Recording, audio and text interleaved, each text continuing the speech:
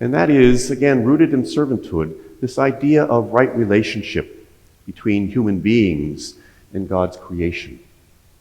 It was something that St. Francis exemplified in his own life, a deep connection to and appreciation of all of God's creation, a deep honoring of what God had created, and an idea that as God's appointed stewards of creation, as the letter to the Hebrews and even the reading from Genesis said, God put human beings, not cattle, not the apes, not lions, not sharks, not great whales, but human beings in control of creation as caretakers. We are to have dominion over creation. So God has called us into a unique relationship with all that God has created, to be stewards.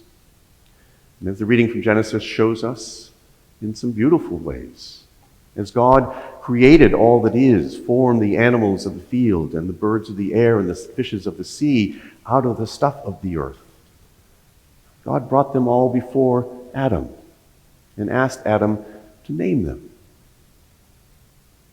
As we think about that beautiful passage and what Adam would have had to have done to name the cattle, to name the birds that flew in the air, to name the fish of the sea, he would have had to look at them and paid attention to them and seen something about them that was worthy of the name that he chose for them.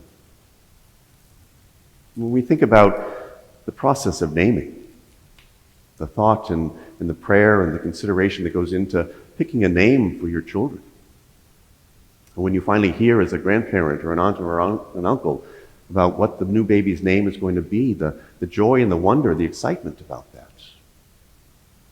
When we first meet someone, one of the first things we want to know is what's your name? It moves us from a place of just passing politeness to beginning a relationship with that person, knowing their name, what to call them, beginning to hear their story. So there is a deep intimacy in naming, isn't there? And knowing someone's name and calling someone by their name.